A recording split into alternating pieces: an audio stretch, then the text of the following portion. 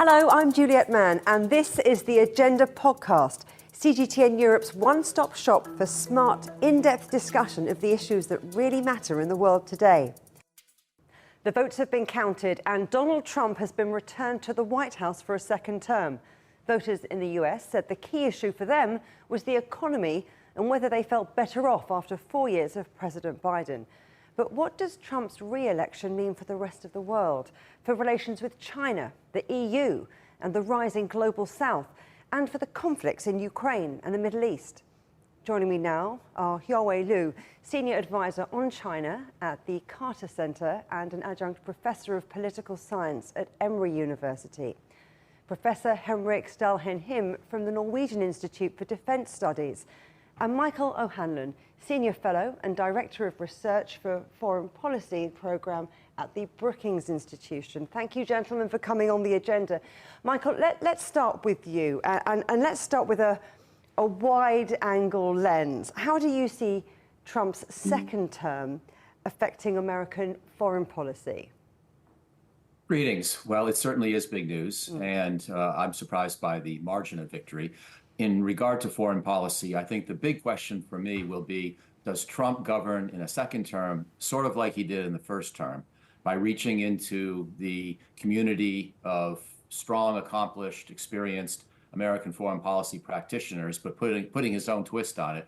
Or does he go much more in a disruptive, radical direction, tapping into his inner circle, fellow quote-unquote disruptors or mavericks? In other words, if he chooses people like Jim Mattis and Rex Tillerson and Mike Pompeo to run defense and state, that signals one kind of presidency, where he perhaps is trying to make foreign policy a relatively quiet area of his presidency and try to do his so-called peace through strength strategy, echoing Ronald Reagan, and in some ways building on his first term. Or does he go and try to change things radically, perhaps reconsidering certain alliances? And some of the ones he's talked about, of course, have included South Korea or Germany or NATO in general. So is Trump going to be sort of like Trump 1.0, or is Trump 2.0 going to be much more disruptive? That's the big question, and I don't know how to answer it yet. Henrik, I wonder, as a European, if you know how to answer that question yet. I also don't know how to answer that question yet, but as a European, there are several areas that are of potential concern that will definitely be watched in Europe. The first would be prospects for greater protectionism under a Trump administration and tariffs being levied on goods imported from Europe. I think the EU is better prepared now than it was back in 2016, but that it's still an area of concern. Another area would be the degree of support to Ukraine. And the third area of major concern would be Trump's policy towards NATO, which was, a big issue during his previous presidency. And Yawei, what about you from the Chinese perspective? Well, from the Chinese perspective, I think it partially answers the question that Michael said he cannot answer. That is, President Trump probably will value loyalty more than expertise. If you look at, toward the last few days of the election, the people who worked with him, particularly the generals and the defense secretary, all started criticizing him. And he and his team are probably going to be very careful, not to choose expertise over, loyalty, and also with the Senate controlled by the Republican, so it's a lot easier for him to confirm who he wants. Henrik said Europe is better prepared. I think China, from my communication with China scholars, they have long ago bet that Trump is going to return to the White House, so they are probably even better prepared. But Trump, as unpredictable and uncertain as he is, so the China side still is holding its breath and to see who are the people that will be members of his national security team and what Trump will do toward Taiwan. Michael, I want to talk to you about Ukraine, because during the campaign, Donald Trump promised to end the conflict in Ukraine in a day. He also said he's going to bring peace to the Middle East. Can he really do that? I mean, what does it all mean? Well, of course, he can't do that. And I'm not even sure that if he believes he can do that. But what I think he's signaling is that the exact final ceasefire line in Ukraine doesn't matter that much to him or to the United States or to NATO for that matter. In other words, as long as Russia is essentially stopped from its maximalist ambitions in Ukraine and Ukraine survives as a country, we're okay. And the most important thing is to stop the fighting as soon as possible so as to reduce the risks of a future confrontation between Russia and the West, and also for the good of the people in a war where more than 1 million casualties have already been suffered. So that instinct, as far as it goes, in my mind, is unobjectionable. The question is, how do you actually get the Ukrainians and the Russians to agree on that? And then what kind of mechanism do you have to ensure that Ukraine is never attacked again in the future? And that's where I don't think Trump has a strategy. I mean, we saw in his first term, he had these big ideas for negotiating with Kim Jong-un in North Korea, for example, and he had 3 summits. And I supported that because I thought America had been too reluctant to engage with North Korea. And maybe Trump could do something useful. But after 3 summits, he had sort of run out of ideas and run out of gas. And we all know that the U.S.-DPRK relationship didn't really change ultimately under Trump's presidency. So I suspect he's going to have to do a lot of hard work to figure out how to create incentives for both President Zelensky and President Putin to accept essentially the current front line as the armistice line, and then to figure out some kind of mechanism to help Ukraine over the longer term. I don't know that Trump wants to bring Ukraine into NATO, but is there something better than just a paper agreement like the Minsk agreements or the Budapest Memorandum of '94 that ultimately did not do very well at protecting Ukraine? So those are the big questions. I don't think Trump has answered them yet. He's got an instinct that this war should end and that the current front line is an acceptable armistice line. But that's probably as far as he's gotten in his thinking. And Henrik, on the Middle East, do you think that Trump is going to do what he said he wanted to do?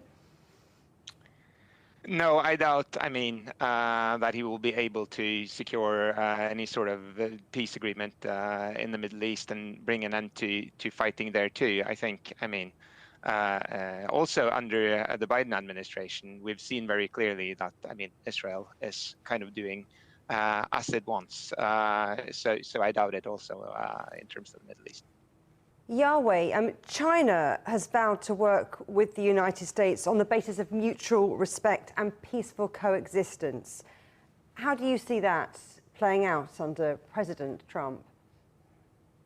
So from the Chinese leaders' perspective, there are 3 pillars to the bilateral relationship. You mentioned 2, mutual respect, peaceful coexistence, and then there is the third cliche, a win-win cooperation. It's hard to operationalize mutual respect because Trump and his team has their way of, defining what is respect, and China has its own way of defining respect. But peaceful coexistence, I think that's understood by both sides. So the big challenge is for both sides to realize, the guardrails that the Biden administration has worked so hard, to erect, will they still be there, or, they're going to be wobbling, or they're going to be totally pulled off. And then finally, I think the bigger change for both sides is, in order to peacefully coexist, we have to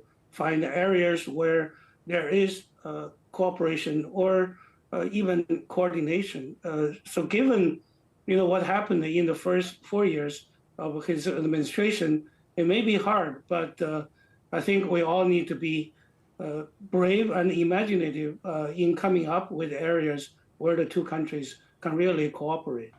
So let's talk a little bit more about that. Henrik, when President Xi congratulated President Trump, he said that China and the US should focus on that collaboration rather than confrontation. Is that how you see things working out with China? No, not really. I think the strong rivalry that we've seen emerge between the United States and China is basically here to stay. And it's also one of the relatively few areas of bipartisan agreement, at least by and large, between the 2 major parties in the United States. The changes between the Trump administration, the first Trump administration, and the Biden administration in terms of its policies towards China were at least from my perspective, surprisingly small in many ways. Many of the more controversial policies on trade, for instance, were largely kept intact during the Biden administration.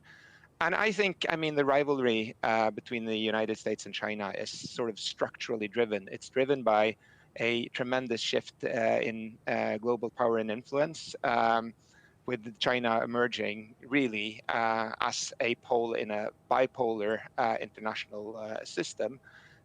So I think it's a long-term rivalry. How intense it might become, maybe, you know, there's some room for debate there. But in terms of the long-term prospects, I think we'll see more of that rivalry during the next Trump administration. Michael, let's talk about the US relationship with Europe, those two major Western powers. You know, where do you think the potential bumps in the road might be in a second Trump administration? Well, I think Henrik laid it out well. Trade and protectionism, Russia and the Ukraine war, and then the nature of the NATO alliance. Those would be the three big bins.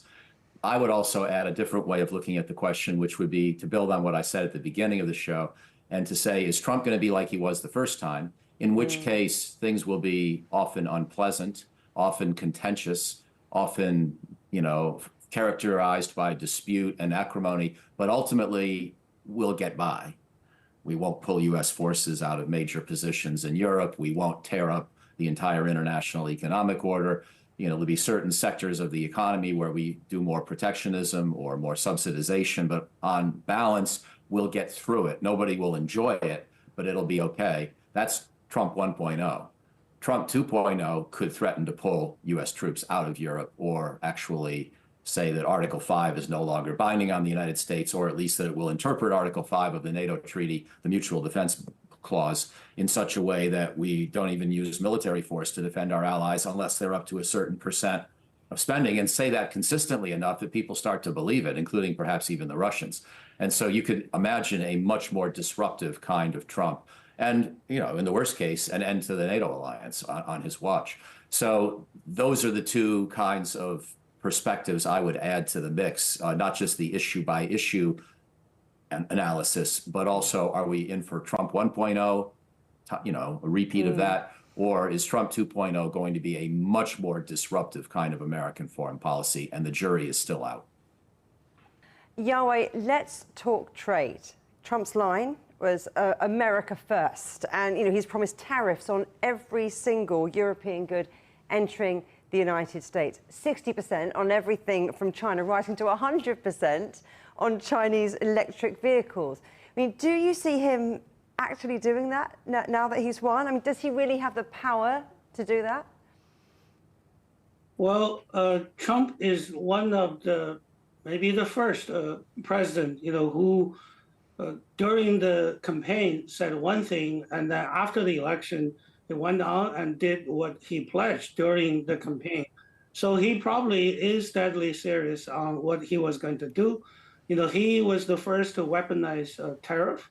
He started the trade war with China. Surprisingly, as was mentioned by the other two speakers, you know, President Biden never touched the tariff. So, you know, he probably will come through in terms of imposing more tariff on Chinese goods. You know, he has this conviction that tariff, maybe he thinks tariff can substitute tax so that, you know, the tariff can be used to support, you know, U.S. defense and Social Security and all the other things. So he is deadly serious in terms of it. But whether he has power, well, he has more power than he did when he was the president 4 years ago. So the whole world should hold its breath and be prepared for a very drastic and possibly traumatic trade war in the world.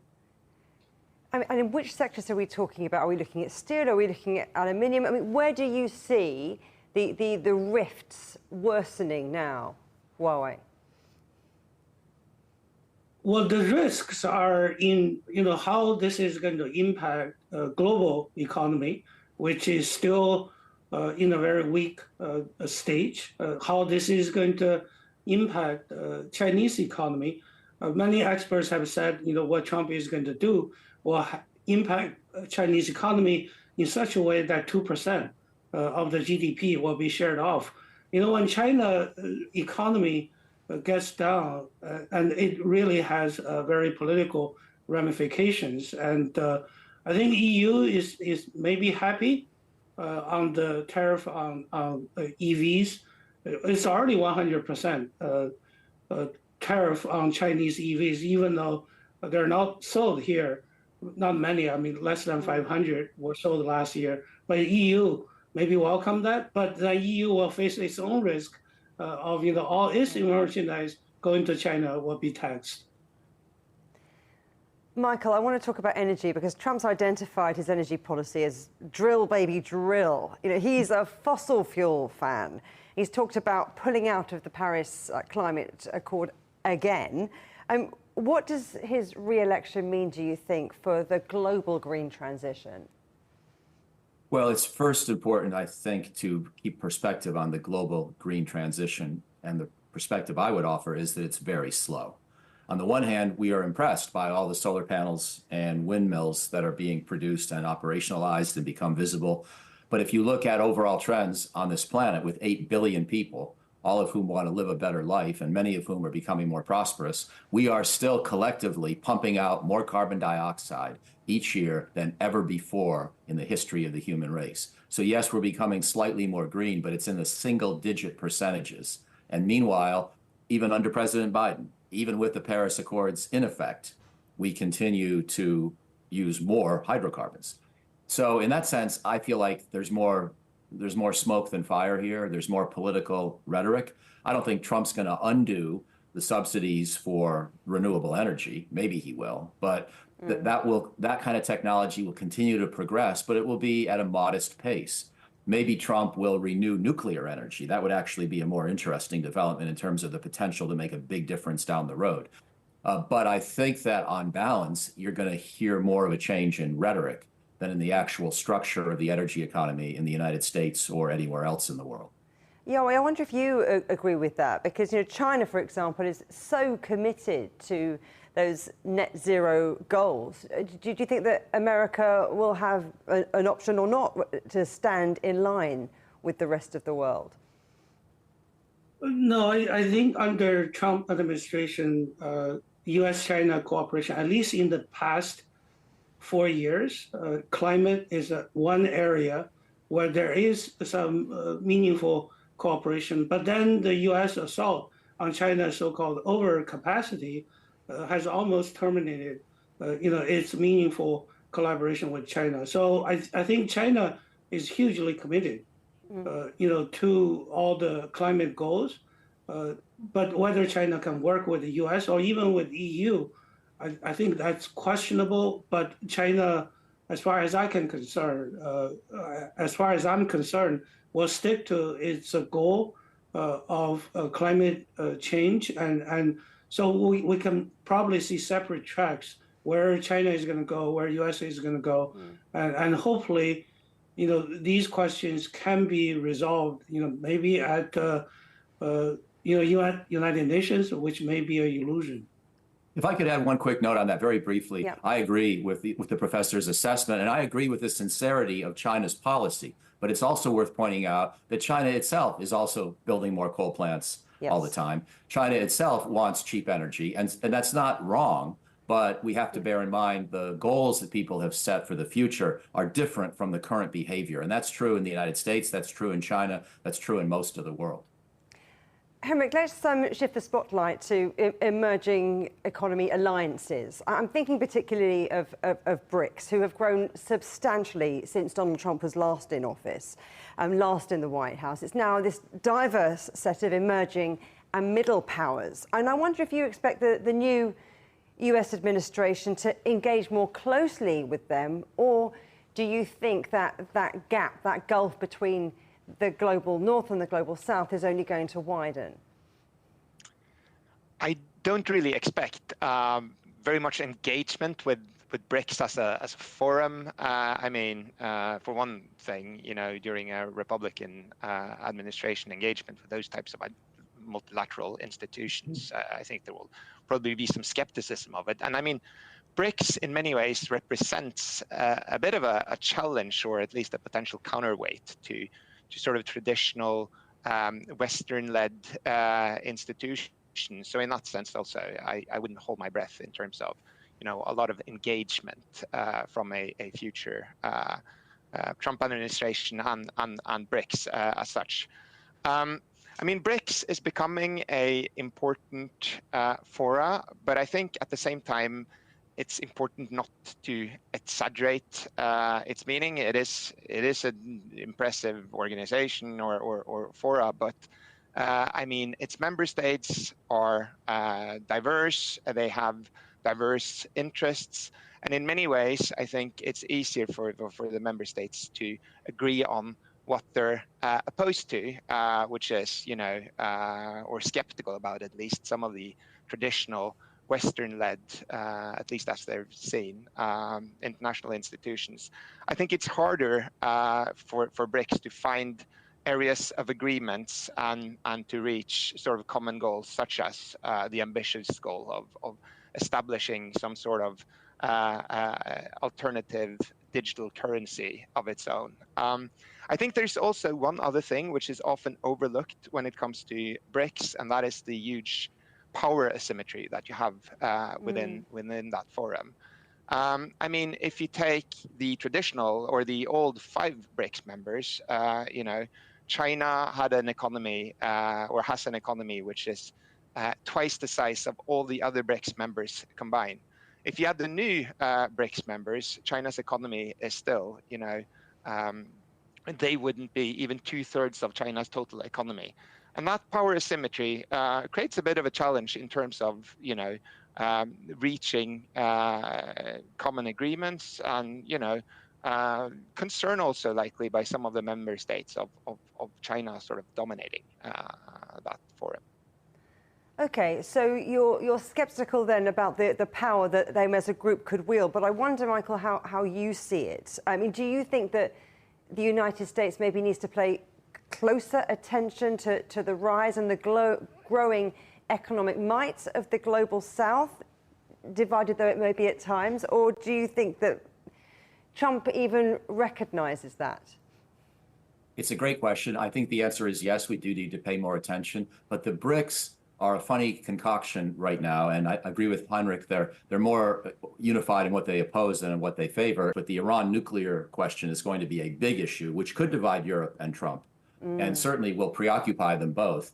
And the notion of an organization that has, again, in my mind, forward-looking, progressive, rightly-minded countries. We may have disagreements, but China, Brazil, South Africa, India, these are good countries that are trying to do good things in the world, but the BRICS now also include Russia, which is waging a war against its neighbor, and Iran. So I don't see how the BRICS develop a positive agenda with those two countries as among their core members. Which brings me on to, Henrik, then your hopes and fears for the next 4 years. Where do you think we'll be by 2028? Well, it's difficult to make predictions, and in general, and especially with Trump, as we've touched upon, being a potentially very unpredictable president. But I think there are a few predictions you could make. I don't know how positive they are, but I think great power rivalry and the rivalry between China and the United States is going to be a dominant feature of international politics for the foreseeable future, and definitely also in 2028, because it's structurally driven. I don't see that going anywhere. I also think tensions between European countries and Russia are going to remain high. Even if the Ukraine war somehow ends, the tensions between Russia and most other European countries will remain strong.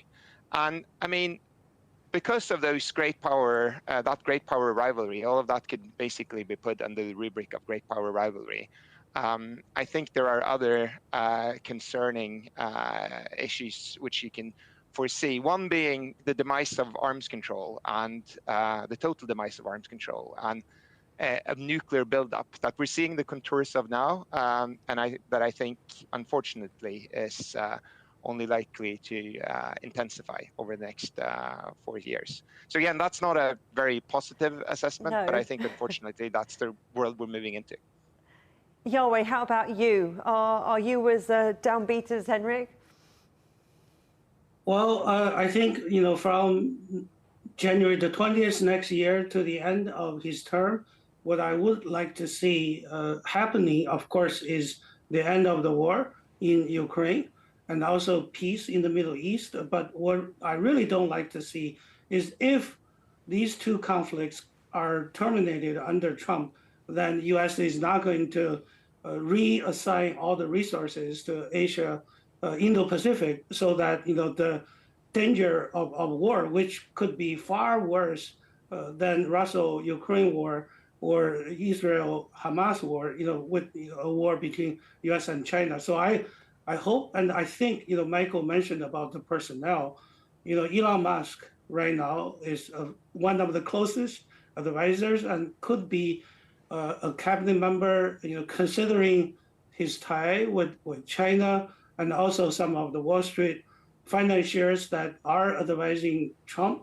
So I'm hopeful that rationality will prevail in managing a great power rivalry, in managing bilateral relationship. And that's what I hope to see. If that is not managed well, then we're heading toward a world of darkness. Michael O'Hanlon, Henrik Stålhane Hiim and Yawei Liu, thank you all very much. Thank you. Remember, you can subscribe to this podcast on iTunes, Stitcher, Spotify, or wherever you get your podcasts. You can also find more agenda content on CGTN Europe's Facebook, Twitter, Instagram, Telegram, and YouTube channels. Until next time, goodbye.